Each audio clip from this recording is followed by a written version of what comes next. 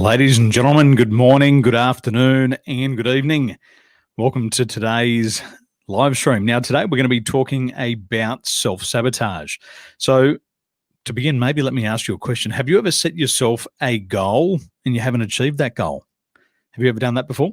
Have you ever said that you're going to start a business, begin a new career, write a book, start a podcast, get into sales, and you've said all these wonderful things, and after you've done all the research, you've found that you just haven't gone ahead and done it?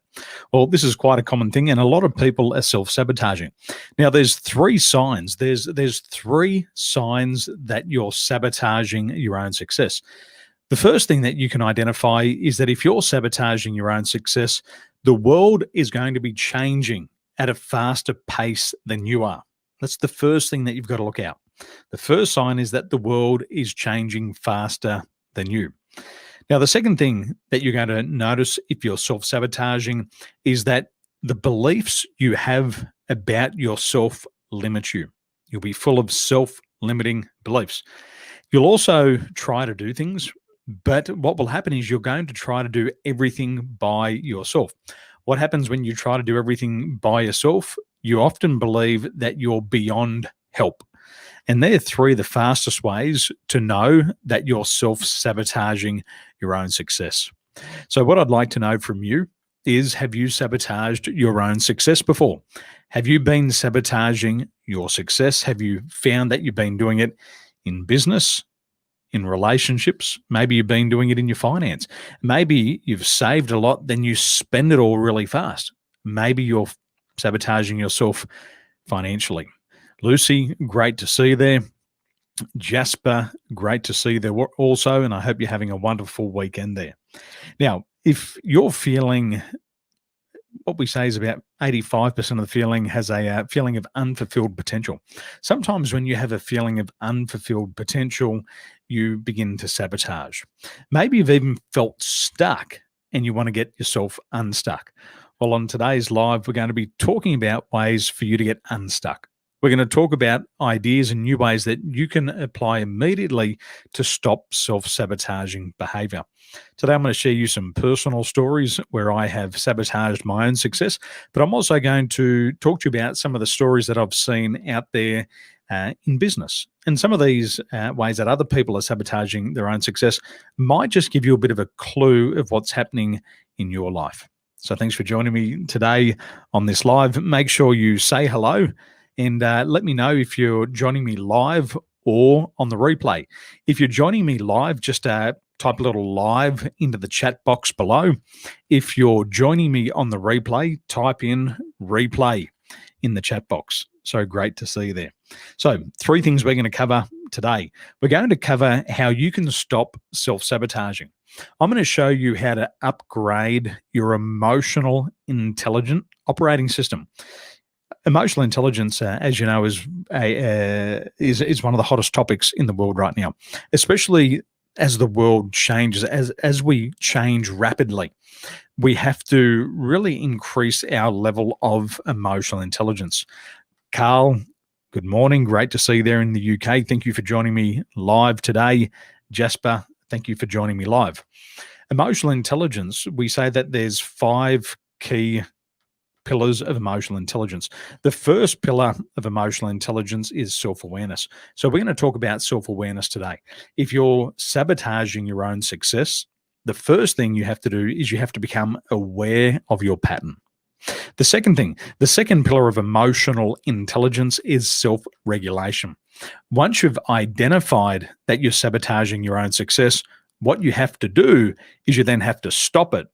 But a lot of people don't know how to stop it. That's why we're going to learn about upgrading our operating system. Pern, great to see you there. Wife, thanks for joining me. Always nice to have you there. The second thing we're going to do today is we're going to have a look at 22 ways to identify self-sabotage. This is all part of self-awareness.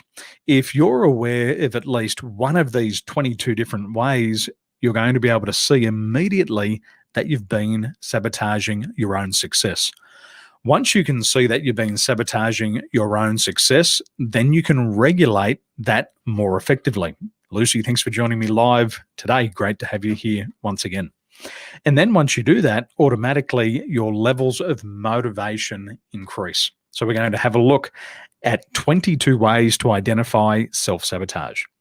And thirdly, I'm going to share a personal story with you where I sabotaged my own success. And then I'll also share with you some ideas of other people who have sabotaged their own success. It was very subtle. They didn't realize it, but it really cost them their dreams. So if you've caught yourself sabotaging your own success, I want you to type a yes in the box below. So join in the conversation. Let me know what's happening out there for you today. Let me know what's happening in Australia, Taiwan, Malaysia, Middle East, all the way out there, the United Kingdom. Let me know what's happening with you today.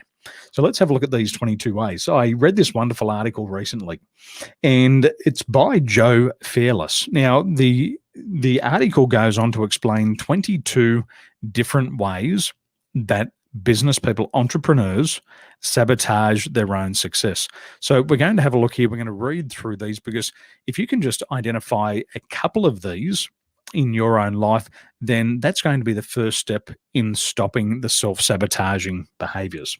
So let's have a look here. The first thing that entrepreneurs tend to do is they don't read or listen to books and apply the lessons that they've learned. One of the things that I've learned is that the average person, once they leave school, they read less than one book every year.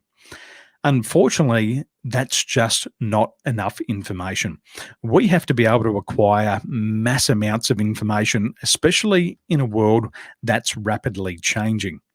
This is important because what we know is the rate of change on the planet is faster today than it was last year. We have had more changes in our world in the past few months than we did in the year before. So what that means is all of our systems change, all of our beliefs change, all of our values change, all of our preferences change. So what we have to do is we have to keep up with times of change. And if we don't have enough new information, then we can't be competitive. So that's the first thing. The second thing is isolating yourself. Right now, because of COVID-19, there is a lot of isolation. But what we need to be able to do is we need to be able to interact with people in a different way. Last year, I was spending a lot of time in Sydney.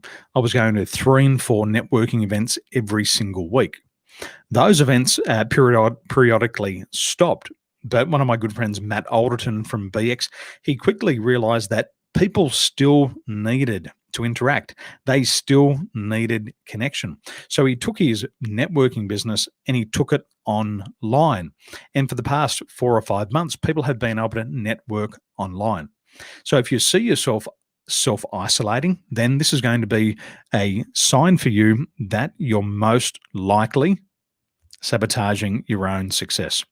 Yes, Gunnar, this article is by Joe Fairless, and what I'll do later on is I will share the link to the article up in the feed below. Actually, I might even be able to do it now. Let's see. I'm going to paste this in the book, and let's paste it in the book. Paste it in the Facebook. There we go. Gunnar, just give me a message there if you can see that link there coming up in Facebook right now. Carl, I don't like reading. However, I adapt and overcome and listen via audio. Carl, absolutely. It's a great way to do it. And if you can manage to do this, then you're going to have your own competitive advantage. Now, the third thing is a lot of people become closed-minded towards new business practices. This is, or if you're in business, which you probably are, like me, you'll know that you'll take a $1 million idea to a business person, and the first thing that they tend to do is they tend to reject a new idea. Well, there's a psychology behind this. Anything that's 10% different is often out of people's comfort zone. If something is 10% different to how they're doing it today, for them, it's too big a jump out of their comfort zone. So what we have to be able to do as the business person, we have to make incremental increases or incremental changes to what we're doing. The fourth thing here, they don't like to apply new learnings to their business. I've heard this before. I sell educational trainings, and business people will say to me, they'll say, Daniel, I've been to that course already. I know it already, but they're still struggling with the same problem. So my question always is, so you've learned it, but have you applied it? And most of the time we're good at learning, but it's in the application where we have to face the rejection. One of the other ways that entrepreneurs sabotage their own success is they don't quickly test things out and they kill it too quick if it doesn't work. You've seen this. A lot of people don't attend seminars, they don't attend meetups, they don't attend conferences, they don't attend mastermind groups. These are all subtle ways of sabotaging. They don't model success after someone who has been there and done that. This is so obvious. As a coach, there's a lot of other coaches out in my field, and these people are very good at taking courses. They're very good at reading the books. They're very good at talking the talk, but they've never applied the principles and had results with them in their own life. So what happens is the people that they're giving advice to is they're giving them theoretical ideas. They're giving them ideas that work in theory, but have never been tested in the real world. And so if you're getting advice from the wrong person, you got to stop and make sure you get ideas from the right people. Gunnar says exactly. Applying training with consistency brings us forward, not just theoretical learning. Absolutely. I agree with it totally. Number 8, people don't invest in themselves. This is interesting. What I say to my clients is you will invest in yourself to the degree to which you believe in yourself. So a lot of people, they won't invest in themselves, which means they don't believe in themselves. If you believe you're worth $1 million, what you've got to do, you have to find a way to invest $1 million in you. Because if you won't invest $1 million in you, no customer will ever invest $1 million in you. If you're not using your own products and services, your potential prospects won't believe that it works and they'll never invest in you. Number 9, they don't think they can learn something from anybody. This is quite interesting. A lot of people believe that it works for others, but it won't work for them. So what they do is they just don't believe they can learn anything from anybody. They aren't reachable by their team members. I've seen this with a lot of business owners. They have an imposter syndrome. They go, I've built this business, don't know how I do it. And then when somebody comes and asks them for help, they actually don't know what they did to get where they are. What this is the learning phase. There's 4 things in the learning phase. The first thing is unconscious incompetence. This is where you just don't know anything about the topic. The second thing is conscious incompetence. This is when you start to learn something and you realize that you're way out of your depth and you realize you don't know much at all, but the learning begins. And then the third phase of the learning cycle is being conscious competent. It's where you know what you're doing, but it takes a lot of mental energy. When you're at this third stage, conscious competence, it's very easy for you to articulate what you're doing and teach it to somebody else. The fourth stage of learning is unconscious competence. And this is where you forget about what you're doing, but you can consciously and you're unconscious. So you don't know what you're doing anymore, but you can deliver the results. You can get the result without really thinking. So imagine this. Imagine you've been driving for 20 or 30 years. You hop in the car in the morning, you put the key in the ignition, you turn it, it starts up, you drive from your home to your office. Now, it seems quite simple for you, but it may be very difficult for you to teach somebody else the skill of driving.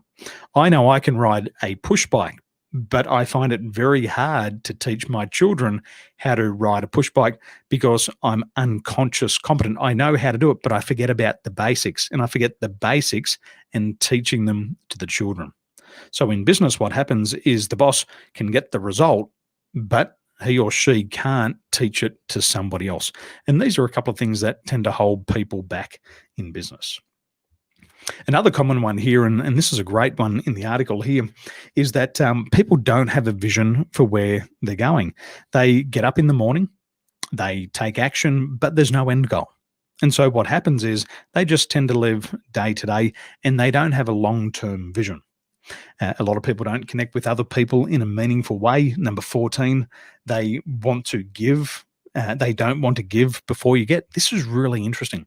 A lot of people, they want success without failure. They want to make money without adding value to the community. They want sales without prospecting or marketing. And this type of mentality really holds people back, and it's all part of self sabotage. So, this article here, I won't go through all 22, but we'll just quickly scroll through to the end so you can see the other 22 here. I recommend that you read the article because if you can identify any of these in your behaviors at the moment, you can realize maybe some of these subtle ways that you're sabotaging your own success. Carl, invest to be the best or stay with the rest. Investing is key. My friend, I'm going to steal that one, and I believe it needs to be said for a second time. Invest to be the best or stay with the rest. Investing is key. Gunnar says exactly. Applying training with consistency brings us forward, not just theoretical learning. Gunnar, Bruce Lee once said, I'm not afraid of a man of 10,000 kicks. I'm afraid of a man who's practiced one kick 10,000 times. And it's never changed. Over the years, it takes at least 10,000 hours. It takes at least 10 years to master a field. But what people want today is they want mastery immediately. They want to go to a 2-day course and become the master. They want to attend a 7-day course and do nothing after that and be known as the master. But all successful people know that mastery takes years. Think about a doctor.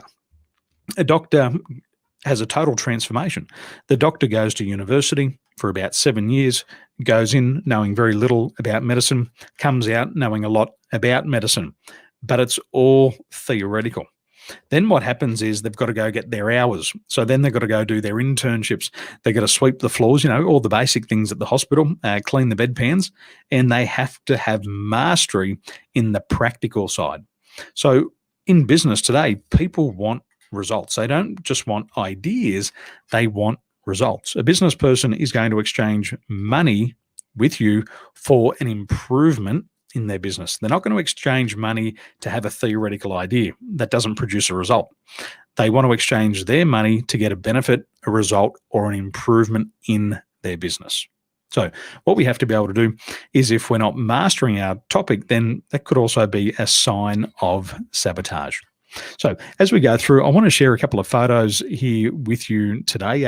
I'm a big fan of these photos, and you'll get an idea of why I'm sharing these with you for a moment. I'm going to show you what happens when you give up too early. So here's a photo of me. This photo was taken in roughly around about 2005, 2006. And this was the year that I was the Australian champion wakeboarder. This is the exact river here. Now, just down to the right a little bit of this photo, this is where I sabotaged myself for the first time wakeboarding. And I'm going to tell you that story in a moment. And the reason why I'm showing you this picture now is that I broke through a sabotaging behavior. I got mastery, and then I went on to become an Australian champion athlete. But I was about to give up on my dream before I even got started. So I'm going to share a couple of learnings with you right now. I must have been about 14 years of age, maybe about 14 or 15. And my brother invited me to go wakeboarding. And he said, Daniel, let's go wakeboarding down on the Nepean River. We can go with one of our friends, and he's got a boat. Now, I was really excited to go out wakeboarding. I was really excited to go out with my big brother on the water. I was really excited to get out there and go wakeboarding. So we got down to the Nepean River. We hopped in the boat, we drove down the river, and my brother went out and he wakeboarded. Now, he'd been wakeboarding for probably at least 2 years before I really got into it. So he went out there and he started to ride, and he was doing really, really cool stuff. He was jumping the wakes, he was doing spins, and he made everything look so easy. After he rode, another friend rode, Tony. He went out on the boat. He jumped the wake. He was doing spins and flips, and he was making everything look really easy. And then once Tony hopped in the boat, they said, Daniel, now it's your turn to ride. Now, I'd just been watching these guys ride, and I thought to myself, what if I can't do it? What if I get out behind the boat and I don't get up? I'm going to look stupid. What if I get out behind the boat and I can't do what they're doing? They're going to think that I'm stupid. They're going to think that I'm hopeless. They're going to laugh at me. What happens if I fall off and slap my face on the water? Everybody's going to laugh at me. Now, what I could start to see here was I was already sabotaging my own success. I hadn't even got out on the water and I'd already started to sabotage my success. So, one of the first things here was there was a certain stimulus, and I want you to follow along, and I'm going to give you a strategy here. This strategy is about upgrading your operating system. It's about changing the way that you think. And if you can change the way that you think, what will happen is you're going to get a very different result. So let's have a look here. So for me, the stimulus was the invitation. The invitation was to go out wakeboarding. I was excited. I'd seen my brother ride. I'd seen my friend Tony ride, and I really, really wanted to do it. But these people were far more experienced than I was. Now, the second thing here in upgrading our operating system, we have to understand our personality traits. So here I am. I'm in the boat, and I'm a very competitive person. I was very competitive back then. I was always winning the athletics carnivals. I was always winning the swimming races. I was always winning cross country. And I would always go into all the events that I knew that I could win, or I had a very good chance at getting in the top 3. Now, if this is making sense, give me a little thumbs up. If you're just joining me now on the live, say hello and let me know. Have you sabotaged your own success before? So here I am. I'm very competitive. And one of the other things is at that stage, I didn't like people to criticize me. I wanted people to like me. I wanted people to accept me, but I didn't want them to criticize me. So all of these emotions started to come up within me. Now, as I said before, there's the environment. We're on the river, but I'm out of my comfort zone. I've never been on this river before. I've never been behind the boat before. I've never wakeboarded before. I had been trick skiing. I'd done that. I had been water skiing. I'd done that. I'd been kneeboarding, but I was in a totally new environment. And these fears started to kick in. So as you start to upgrade your operating system, the first thing you've got to be aware of is the stimulus. What are these things that are kicking off? You know, we say everything's a stimulus. We see something, we hear something, we feel something. Then we have our own personality traits. Then we have the environment that we're in. And then the emotions start to kick off. So the first couple of fears that kicked in for me was the fear of not being as good as others. I started to compare myself, and I was worried that I wasn't going to be as good as the others. So I started to second guess myself. The other fear was the fear of losing face. I was worried that everybody else would do better than me and that they were going to laugh at me. So I've got this stimulus, and then the emotions are starting to kick in. Now, after the emotions kick in, what happens is we start to think.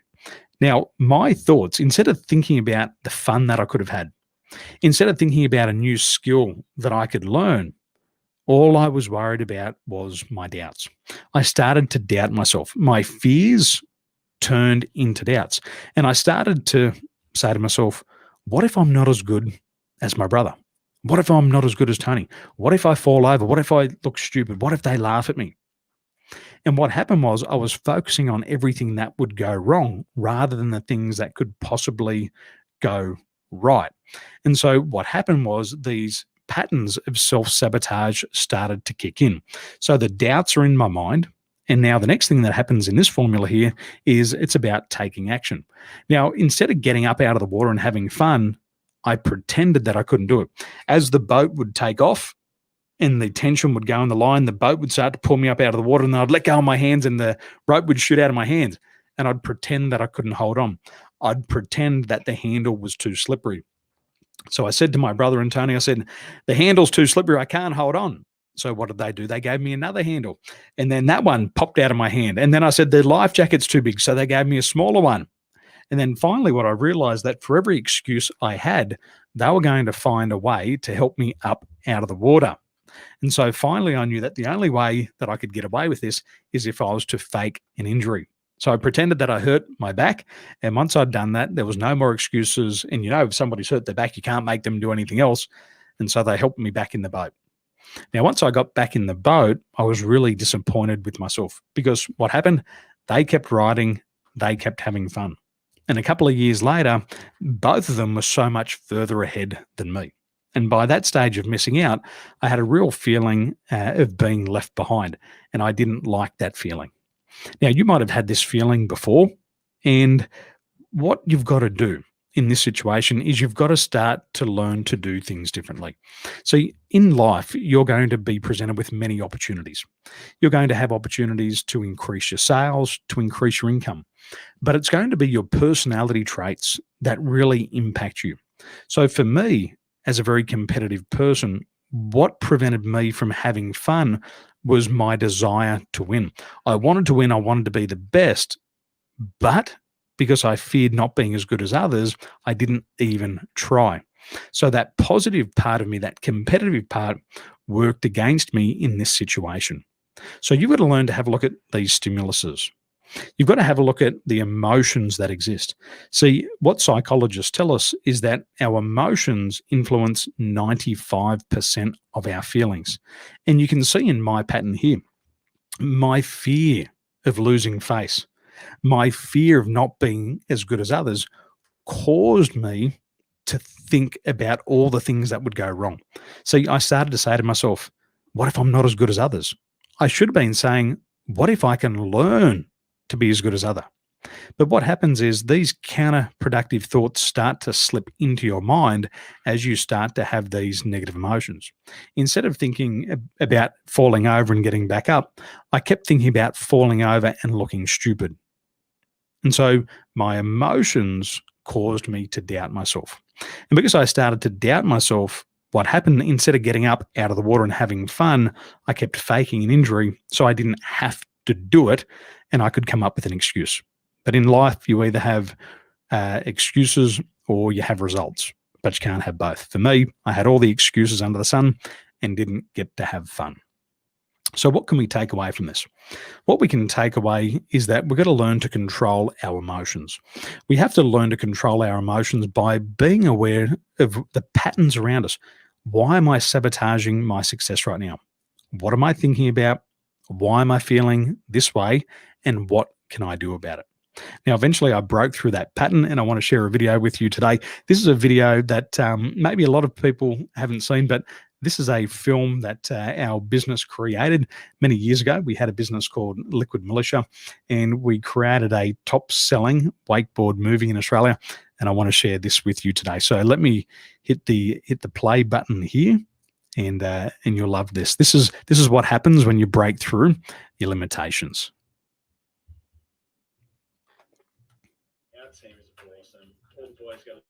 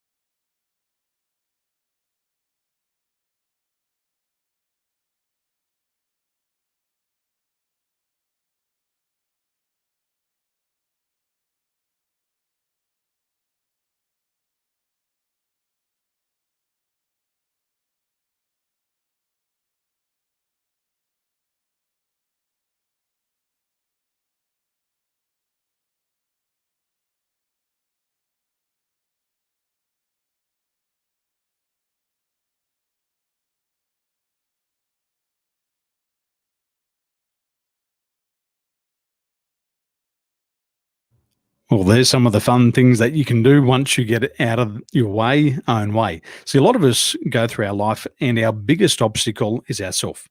Our biggest obstacle is our emotions. These emotions of fear, these emotions of being taken advantage of, these emotions of worried about criticism and rejection. A lot of people fear a loss of stability, and many people fear making mistakes.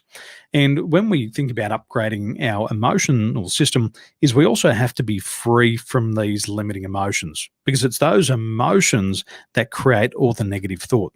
Something fascinating that I learned recently is that one negative emotion, one fear, one doubt is enough to put you off track for up to 4 hours. After you've had that fear or that anger or that frustration, you start to compare yourself to others. This toxicity remains in your body for up to 4 hours. And to cancel one negative emotion out of your body, you need to have up to 5 positive experiences. So think about that. You're fearing failure, you're fearing making a mistake, and that's one fear. But to cancel that one fear out, you've then got to go find 5 positive experiences and have 5 positive emotions to cancel all the others out. So it's a lot of work. And so if we just learn to become more emotionally intelligent, then we don't have to go through that downward cycle. Liz, great to see you there. Natalie, thanks for sharing. We are our own worst enemies at times. Emotion is energy in motion. I love that. I'm going to steal that one. That's a really good one. Now, one of my clients in Australia, she come along to me and she was telling me about her story of self-sabotage. Now, the first thing she told me, she said, Daniel, I've found a product and service that I'm really passionate about. I've found this product, I've used it personally, it's changed my life, and I want to put it into the hands of my friends and my families. And so, first of all, she got the result in the product, and she knew that the product was great for her. However, in her environment, and let's just go back through this bit by bit, and we'll just see how it applies to you in your life. So she's going through here, she's found a product and service that she really likes. She's getting results in her own life, and then comes along the environment. Now, for her, in the environment here was her family. When she was growing up, she grew up in a family where entrepreneurs and salespeople were considered uneducated. She grew up in a family of academics, and anybody who wasn't an academic was worth less than them. They said the people who are worthy are the academics, and the people who are not educated, then they've got to go start their own businesses, or even worse, they've got to go get a job in sales. So in her family environment, people didn't believe in starting their own business, which included selling. Now, selling in her family was considered a shameful profession. And her father had told her family many times, selling is a shameful. I forget that word, but it's a shameful profession. And that was looked down upon in the family. And the father would give people a hard time that if they were selling professionally. So throughout her younger years, all she had heard was that selling was a shameful profession. Now, when she found this product and service that she wanted to sell, automatically she felt shameful. She thought to herself, I'm an academic. I should be in academia. I shouldn't be selling. And so she wanted to start her business, but she started to have these feelings of guilt and shame. So these emotions started to kick in. In terms of personality traits, a couple of her personality traits was she had a fear of making a mistake. She was very good at research. She was very good at taking exams, but she'd never really applied anything that she'd ever learned. And so, to avoid mistakes in business or to avoid mistakes in life, what she would do is she'd just go back and study more, because there's little friction in studying. You can learn, but you're never really tested in the real world. And so, there was a fear of making a mistake. She also had a fear of losing her stability. She was so worried that if she actually left her current career and then started to build her own business, that she might lose her investment. And so instead of taking action, instead of moving towards what she wanted, she started to move away from what she wanted. As she started to move away from what she wanted, she started to make all these wonderful excuses. She said, Daniel, I've got a successful career.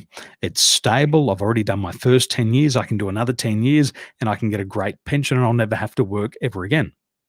But it didn't make her happy. What really was going to make her happy was the thought of taking this new product and service that she had and to put it in the lives of the people who meant the most to her.